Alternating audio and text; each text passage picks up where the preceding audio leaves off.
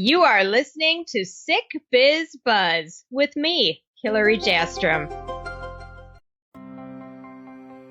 Welcome back to Sick Biz Buzz, the sickest podcast empowering chronically ill and disabled entrepreneurs, and the first podcast of its kind.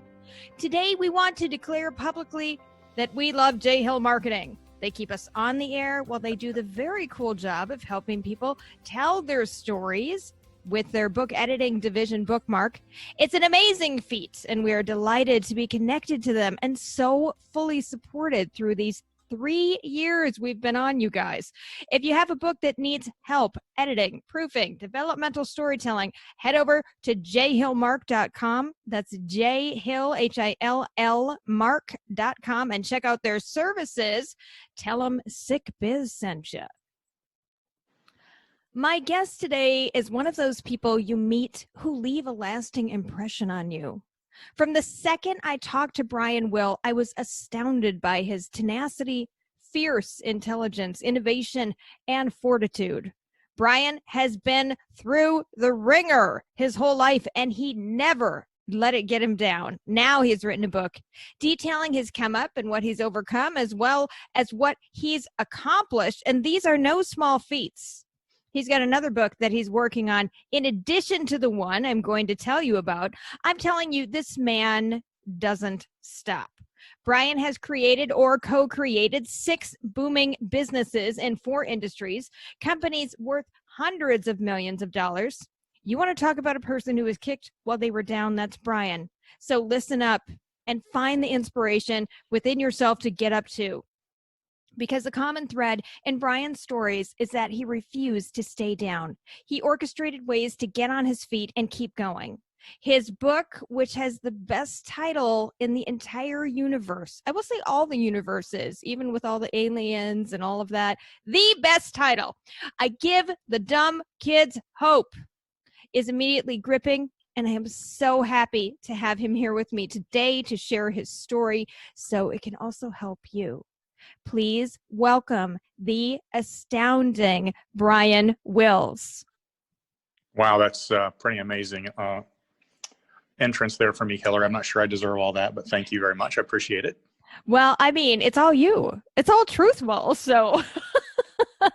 But you're so welcome, and it's my pleasure, and I'm just delighted that you're here today. Well, thank you. I appreciate it. Absolutely. So let's get to know you a little bit. I want our listeners to learn all about you. And I call this the elevator speech segment. And you know what? I think it puts a little bit of pressure on you, but I know you can handle it. So what would you like me to tell you? Well, how did you get to today, for example? Not like I was born on a Tuesday at 11:46, but how did you get here? You know, I grew up in what, if you read the book, an abusive home. And as I say in my book, a lot of kids that grow up in these type of environments tend to go in one of a few different ways. Some of them let it get them down. Some of them end up doing nothing. And some of them use the pain and the issues they had as a child as fuel for whatever it is that they want to achieve in life. I've read so many stories about artists and musicians and actors that grew up in a less than ideal house, who took that, used it as fuel, and went on to perform great things in life. And I think I fell into that category myself. So coming from a background where I was not a happy child, I had a terrible childhood all the way up until I became an adult. And I just had this one goal in mind, and that was that I needed to succeed. Yeah. And that success was my personal thing that I had to overcome. As I learned later in life, it wasn't necessarily the people in my life that treated me badly that made me feel bad about myself, but it was me who felt bad about me. And I needed to succeed in life in order to overcome that personally. And I didn't realize that until I was probably in my 40s, by the way. Isn't that something? That anger and that abusive childhood drove me like fuel on a fire to go and do things, to push myself past what I thought I could accomplish, to keep going forward when everything says stop. Do you think that you had a quality in you. So I've interviewed probably 100 people on this podcast so far. The quality that I'm finding and that a lot of people are talking about is that they were, and I guess we could call it, they were dreamers, or they just felt there was something better. They didn't have to settle. Do you think that describes you? No, it was anger. It was anger. Yeah. And you talk about anger. You talk about the anger box that you I was angry at my parents, at my teachers, at my friends, at the world, the people I thought were making fun of me behind my back, the people who told me I couldn't do anything in life but to be a truck driver. I was angry, and that anger is what pushed me because I had to prove them wrong. Yeah, that's so great though, because they did you a favor. Just want to send them like some thank you cards. I just want to thank you. I just want to. It's funny.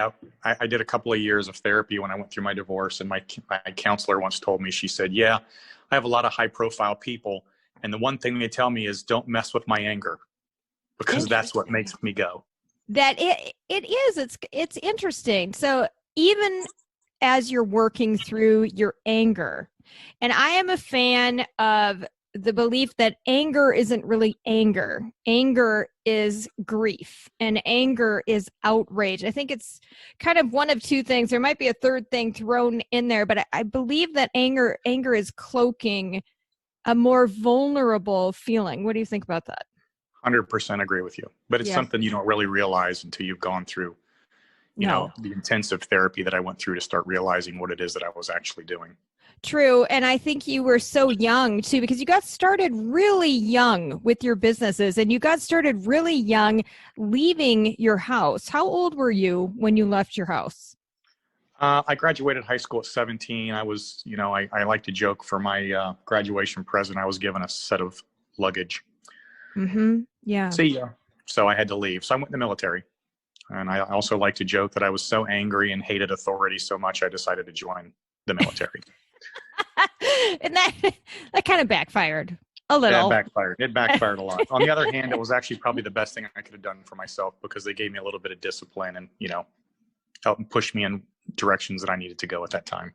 Gave you a lot of structure too, which I think was missing. So that probably helped you, like, this is how we structure our life. And it maybe, I don't know if we would ever say the military does that in a healthy way, but they certainly let you anticipate and expect what you have to bring to the table. Exactly. You don't really have a choice.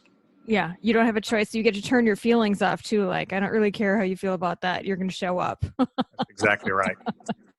So you were alone and you were struggling, and you had to find it within yourself to go on for yourself. So you went into the military, and you actually did 2 services, which is really unique.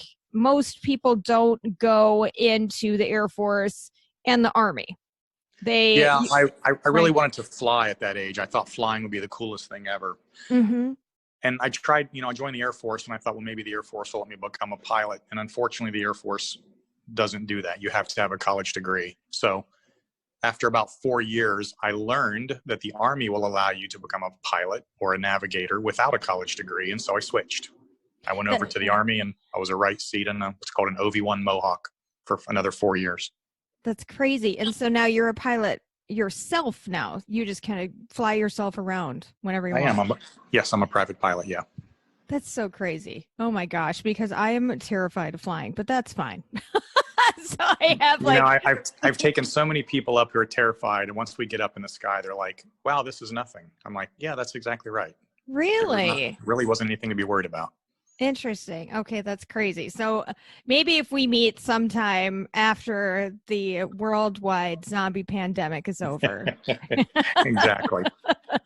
So, but the point is that you were alone and you were struggling. What the thread of your story, and I talked about this before, is that you refused to stay down. You just kept going. You kept going. So you get out of the Army, and then you get married, and you guys don't have anything, but you start these businesses. I think it's crazy how you've come from less than zero to where you are today, and that trajectory, because you just keep going. Like, you don't know what's in front of you, but you just figure it out as you go. Well, I like to joke 2 things. One, I didn't have anything to lose. because we didn't have anything. And two, I was too dumb. I was too dumb to know that I wasn't going to succeed. Oh, I think it's And so funny that you call yourself dumb because you're dumb as a fox. Dumb as a freaking fox. You seriously. It's just lack of understanding that I had no shot. I did it anyway, right? Maybe and sometimes that's what you need. You just need to go do it. You do, and I think you also need that information that you don't know what you don't know, and so then you go after it. It's kind of like those people, they have like really lofty goals, and they're like, I am going to be a singer. I'm just going to show up. I'm going to go into this guy's office and be like, you're going to do this. That you're breaking the rules, even at your young age. So let's talk about that. You did not start working in your passion. You started working just period and paying attention to how other people were building their businesses. And then you jumped on board and said, let's do it. Well, I didn't really have a passion at that age. When I got married at 21, as I like to say, we were homeless, didn't have a car, and didn't have a job. Who marries a guy with no car, no job, and no home? It's crazy. So we moved in with my grandmother and didn't have any idea what I was going to do. Yeah. And a friend called me and wanted to know if I wanted to be a landscape laborer. And I said, sure. So I went out and started mowing grass for $4 an hour. But I'm a terrible employee. I really am a terrible employee. So I figured out within 2 weeks, I could cut grass. I mean, how hard is that? So again, having no concept of this is really not a very good idea, I decided to start my own lawn care business. So I did. That's crazy. But you started it when you realized what the owner was getting paid in comparison to what you were getting paid. So you did the math. And then sitting in the truck with your coworker who told you to mind your own business and just get back to work. Yeah, well, I was out there making $160 a week, and the guy that owned the company wasn't even there with us. He was home in the air conditioning watching TV while we were out making money for him. And every night we'd go back to his house and hand him a bunch of checks, and then we'd go put the equipment away, and the next day get up and do it again. And after about 2 weeks, I'm like, dude, I want to be the guy sitting home watching TV in the air conditioning. Why am I here killing myself for 10% of the money? Okay, and I love that because it hinges on what you call ambitiously lazy. Exactly. So talk to us about, what does that mean? So, and I talk about this in different senses, from normal people to salespeople to business people. I think at everyone's core, they're a bit lazy. I mean, even if you look at a person's entire life, what is their goal? Their goal is to work for 60 years or 50 years, get to the age of 65, and then retire so they can be lazy, right? That's your goal as a human. Except I didn't want to wait that long. So I was willing to do a lot of work now so that I could create something that would pay me to not have to work so that I could be lazy today. That is fantastic. So it's about leveraging your laziness, isn't it? Exactly. That's exactly what it is. And so many business owners don't understand that concept. They think they have to get out there and work, 50, 60, 70 hours a week, where I was willing to make less money if I had the opportunity to not have to actually be there every day doing the work. So I paid other people to do things that I could have done, which bought me my freedom and bought me my time and allowed me to be lazy, and yet I still made money doing it. Well, and I think it's frowned upon too. Anybody, especially in this kind of day and age with entrepreneurs springing up all over the place, and you got to hustle and you got to grind and you never got to stop and all these things. And so people look at you like they're a little ashamed of you. Oh, you want to be lazy? Oh, you want to have these derogatory qualities? But that is very true, because whether you're working for yourself or whether you're working for someone else, the goal at the end of the day is like, oh man, I want to go home and Netflix. Yeah. I want to go on vacation, and I want to go do things with my spouse. You want to go have fun. Nobody wants to die thinking, God, I'm glad I went to work today. No. Or I should have worked harder. I should have spent more time there and less with family. Exactly. Maybe they will, but for the majority, no. So that's one thing that you talk about in your book, because you're also a natural comedian, which what I love about you is that it's like you woke up and discovered that you had these gifts. You are funny, you are brilliant, you are innovative, but it's like you lived in this time or this era where you weren't exposed to that. It feels like upon reading the book that, you know, once your life calmed down enough and you had the creature comforts and the needs handled, then you were able to pull back and look at your life and say, oh, I'm going to explore this. I'm going to discover this. I'm going to try this. Do you think that's true? Yeah, it's 100% true. And the way I would say it is this, I spent so many years, you call it the 25-year overnight success, right? Everybody looks at you and go, oh my gosh, you were so successful. And you go, no, it's been 25 years, right? Yes. And I had pictures on my refrigerator. I had a picture of a watch and a picture of a beach and a picture of a car and a picture of a house. And, I was that positive motivation, kind of guy, right? So I spent so many years fighting and fighting and fighting with this goal in mind that I had to get to the point where I could kick back and go do those things and have some of those nice things. And from my perspective, and this is different for different people, when I finally reached that level, I tried to quit working several times. I just quit. And I didn't quit because I was a billionaire. I didn't quit because I was the richest guy I knew. I don't have Ferraris in my garage. I don't have a mansion, but I have enough to take care of the things I want to do in life and my family and my children.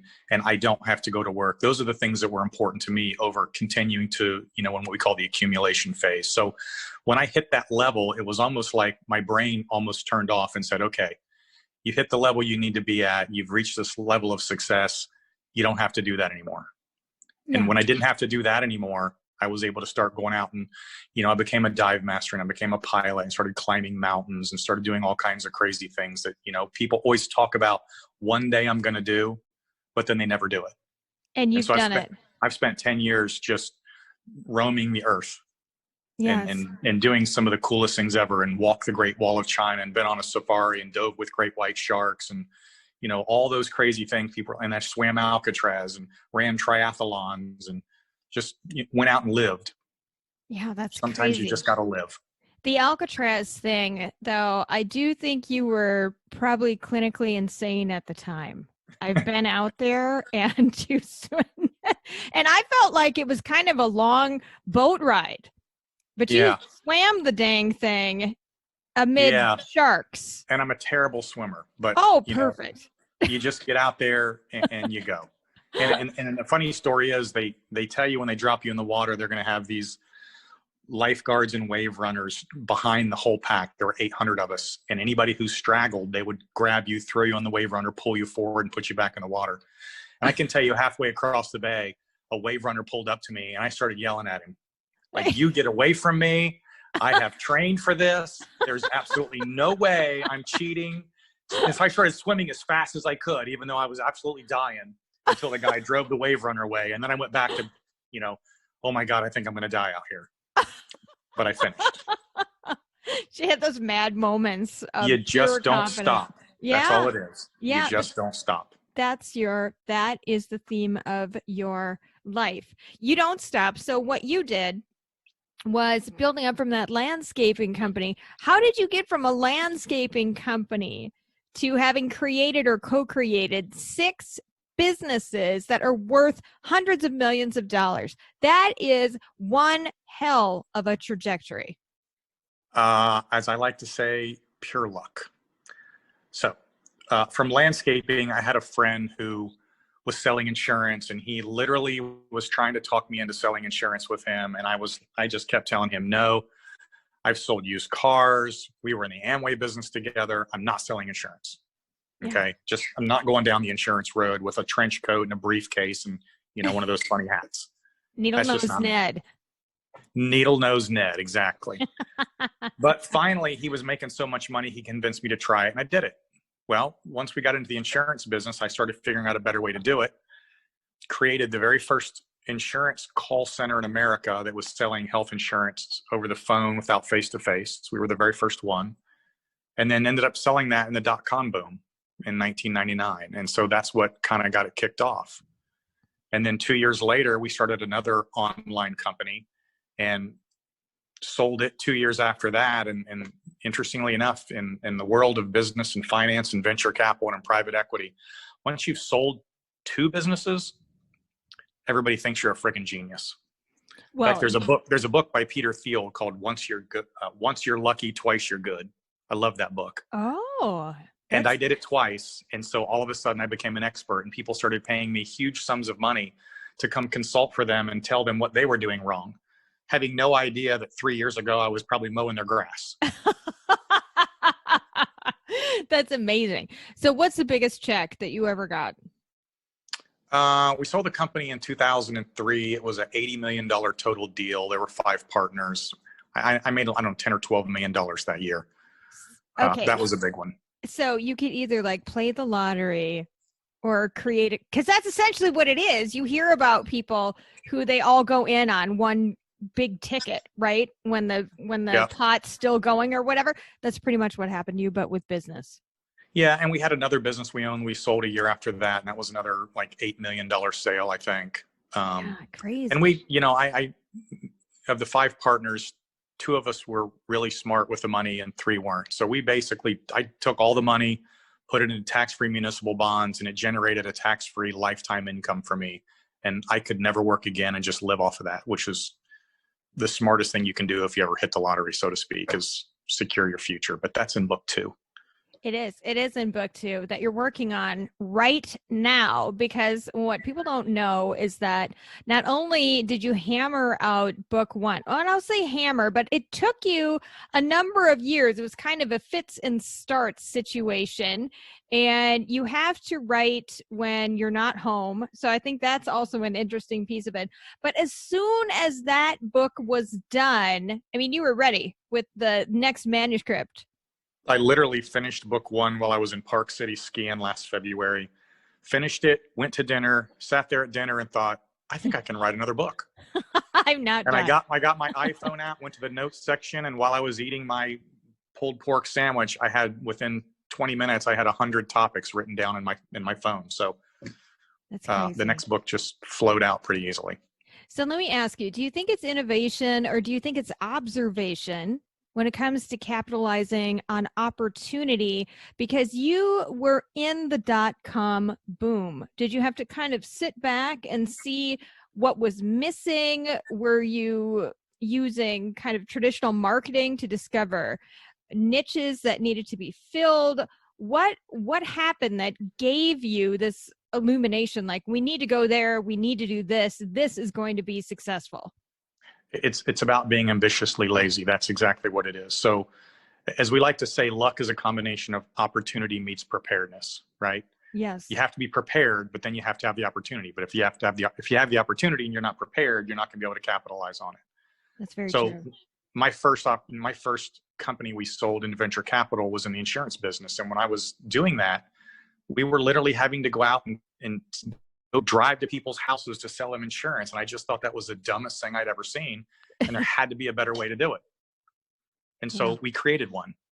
And so then we ended up selling that company, a year later. And then we got into the next company, the internet marketing company. And we had companies trying to sell their products online. And we had people that we call publishers over here trying to find companies. And we just decided to stick ourselves in the middle and say, hey, if you have a product, we'll build a marketing program around it. And if you want to sell the product, we'll give you all of our marketing stuff. And you guys just cut us in for a little bit in the middle.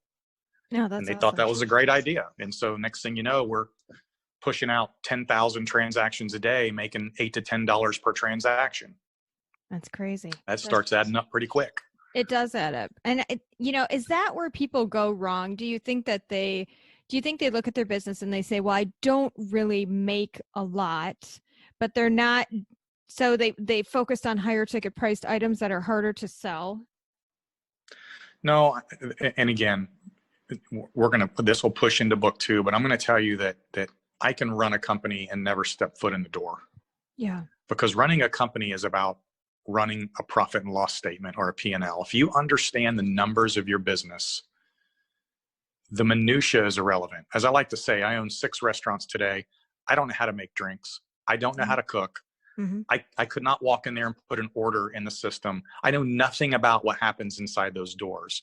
And yet I can run all 6 companies sitting here on my phone in wherever city I'm in, because I run them off of a profit and loss statement, off of a P&L.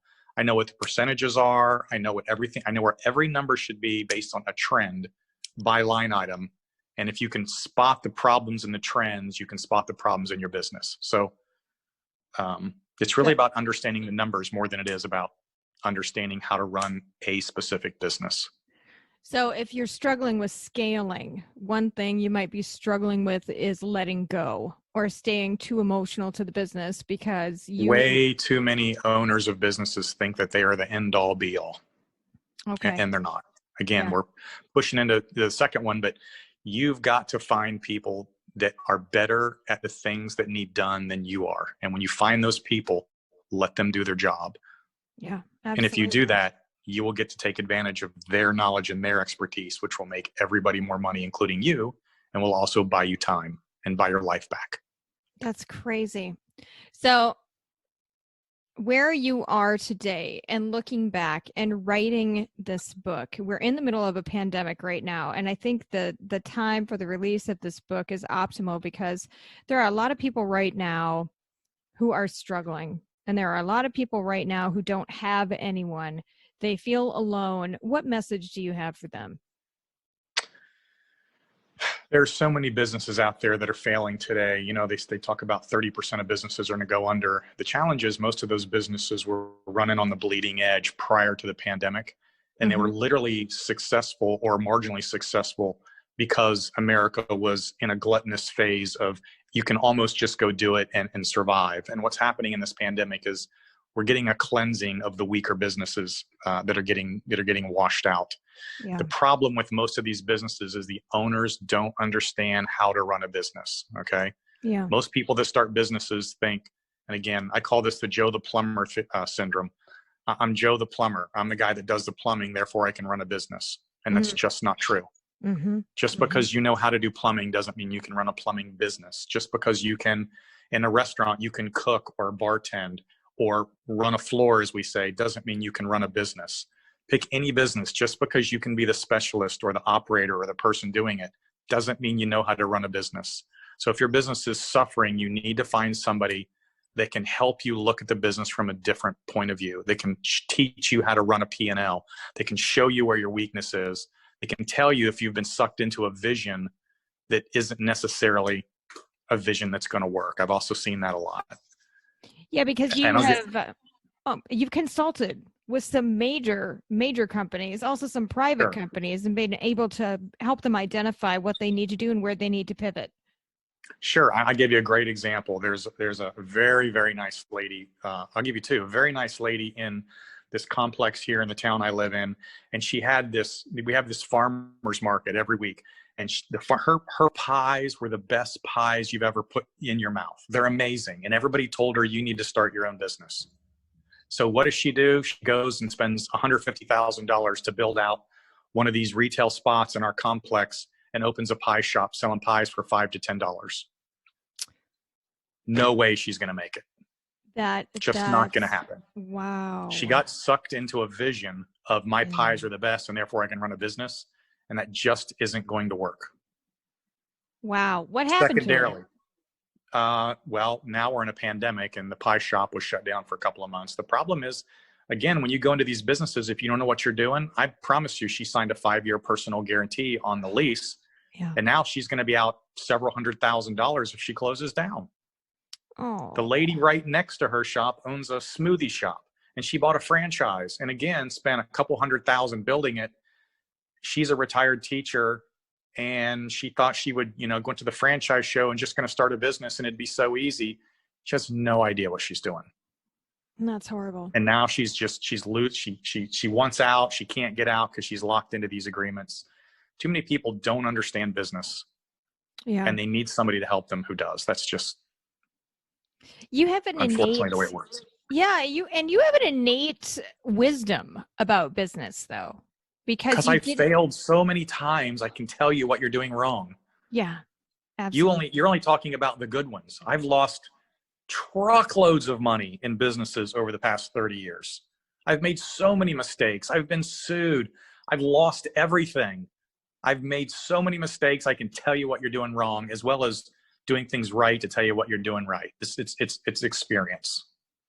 So it's, when you think about that, do you think to be successful that you have to get right with failure in your mind, and even losing truckloads of business, you have to get to the point where it's like, well, that's just how it goes. And that's something as good as listen, of all the business successes I had over the past, 30 years, the business that I have now are these 6 restaurants, which sounds really awesome. We're a $10 million company, but here's the secret. I'm 6 for 12. Yeah. Wow. That means I've started 12 and 6 failed to get the 6 that we have now that are successful. And that's me, who knows a lot about how to do something in the business world. And yet sometimes it just doesn't work. Give me an example. You got to fail. Yeah. Well, I'll give you a great example. When I first got in the restaurant business, I bought a restaurant that was doing really well. Mm-hmm. And then I thought, holy cow, I'm a genius. I must know how to run restaurants. I'm going to go build one. Because, it's like a stock market's going up. Everybody thinks they're a financial genius, right? Yeah, true. You buy a successful business restaurant, you think you're suddenly a restaurateur. So we went and bought one. Lo and behold, we learned that in the restaurant business, you're either a brand, like an Outback, or you're a destination, which is where people are going to go anyway. If you're not either one of those, your chances of success are super, super slim. Yeah. And we spent $250,000 opening it. I lost $100,000 a year for 2 years, and then I sold it for $80,000. So that's a $380,000 loss. Yikes! Yeah. I bought another one, and I thought, well, my first brand is really good. I'm going to change the name on this restaurant to my other restaurant name. As soon as we switched the brand, sales dropped 60%, and I lost $180,000 over the next 6 months before I closed it. I learned. Yeah. Don't change the name. Don't change the model. And you're not really that smart. But you seem You to just happen to have go awesome. Yeah, you seem to have a buoyant mindset, though. Like, you just kind of bounce back. You just like, well, that happened. It's catastrophic. And then you bounce back. How are you bouncing back like that? What is your mindset? Especially because you talked about struggling with anger. I would think somebody who's angry would be like, well, screw this. I'm not doing this. This isn't going to work. And I don't want to lose anymore. But you keep going. Why do you keep going? Well, this is going to be a little longer answer. In the beginning, because I had nothing to lose, and I was desperate.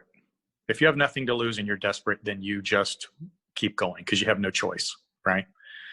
Today, 2 things. Number one, I have enough money that a failure isn't going to affect my life. So if this failure doesn't affect my life and I'm only spending money out of income and not assets, then it does. Yes, I want to succeed, but if I fail, okay, I don't have to sell the car. My kids are still going to go to college.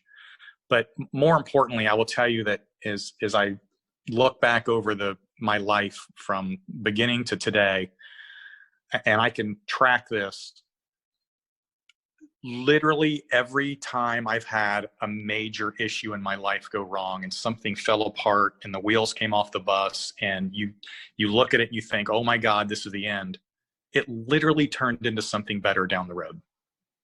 Every single time. Now, whether that's pure happenstance or if it's because I ended up making it work at a better level down the road, I don't know the answer to that. But in every case, something better came out of it. So literally, for the past 10, 15 years, every time something goes wrong in my mind, I just go, okay, well, this was bad, but I'm learning and something better will come of it. I don't know what it is yet, but every single time it has, so I'm not going to get terribly excited. That's amazing. That's an incredible mindset. And I think it's just the powers of your observation. That's what I think your superpower is observation. I've decided that through the end of this podcast. So what is the best thing a brand new entrepreneur can do right now today, especially if we're talking about, because the majority of the audience is they're chronically ill, they have a chronic illness or more illnesses, and they may have a disability as well, and they're starting a business. A lot of them don't have a choice with the economic state of things. What do you think they can do just to put that best foot forward? Here's my answer to that. And a friend of mine once told me, would you rather be the captain of a rowboat or the first mate on a battleship? Some people would rather be the captain of a rowboat, and that's fine if that's what you want. But in some cases, sometimes I've made more money with partners than I ever did on my own. Sometimes you either need to bring in a partner who can be the strength where you're weak, or bring in somebody else who has the knowledge you need to help you get the thing going and get it to scale so that it will provide for you what you wanted to provide. Too many people think that they have all the answers or they will figure it out, and that is their first mistake. Yeah, that's amazing. And they absolutely do. They get very possessive over their business. Yep. And it's so both their first mistake and their last, because they generally don't make it.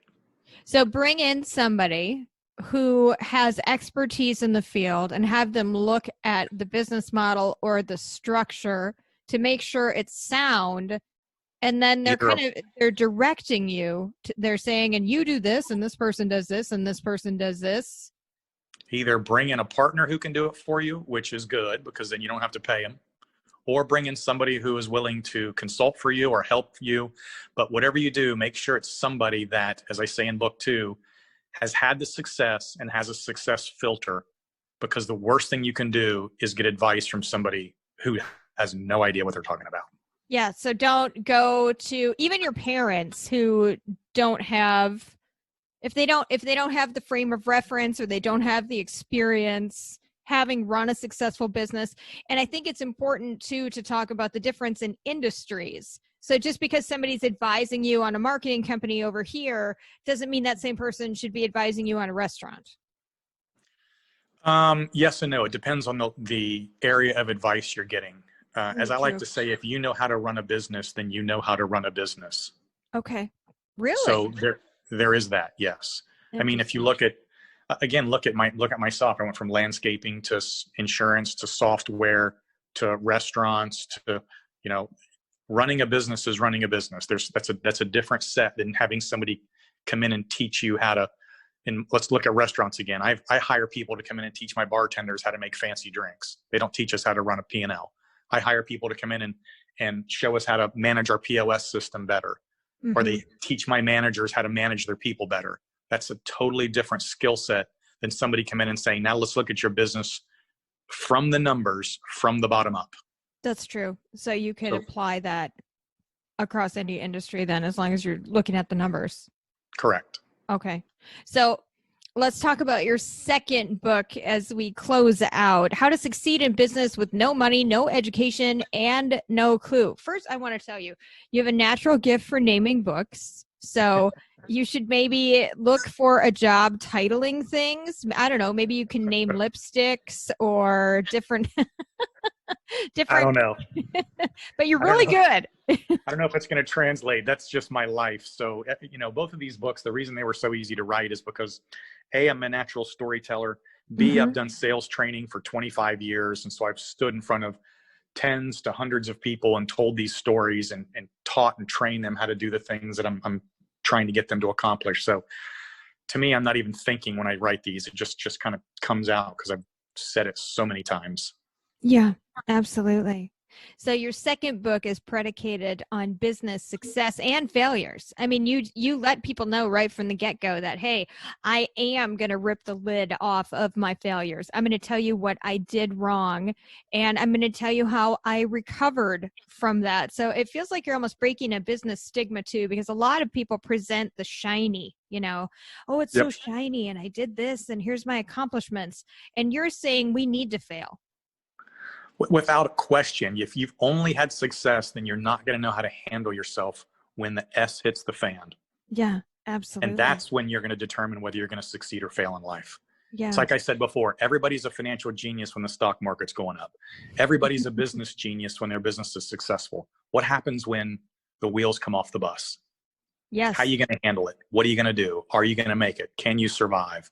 Do you even know how to survive in that environment? This is why most people are this 30% of businesses that are failing right now. That's why they're failing. They don't know how to handle the downtime. They're folding. Yeah. And is this a pandemic thing, or is it because they didn't proof themselves? The pandemic is an accelerator of what was already a bad business. Mm-hmm. That's what it is. Yeah. It reminds me of people used to say, money doesn't change your personality. It enhances it. If you were a nice guy before, you're going to be a nice guy after. If you are not a nice person before, you're going to be even worse. Yeah. And this pandemic is accelerating what would be the eventual failure of a lot of weak businesses to start with. It's just an accelerator. So you have to plan for it, whether it's a pandemic or whether it's something else. When you're running your business, you have to plan for it. You have to work for the future, even if you're reveling in the present, like everything's going so great right now. I don't need to do anything. Let me just take my foot off the accelerator and coast. And you really can't do that in a business. I talk about this a fair amount in different sections. We talk about cash is king, right? Say, well, I have $100,000 worth of debt, but I have $100,000 in the bank. Versus I have no debt and no money in the bank. Which one would you rather have? Well, I think we know the answer to that. Well, because you can't go to the grocery store and say, hey, I need to buy some groceries. I don't have any money, but I have no debt. Yeah. You got no money, you got no groceries, right? Yeah, you got no life. You got nothing. So debt is not bad if you have cash in the bank. So there's a balance there.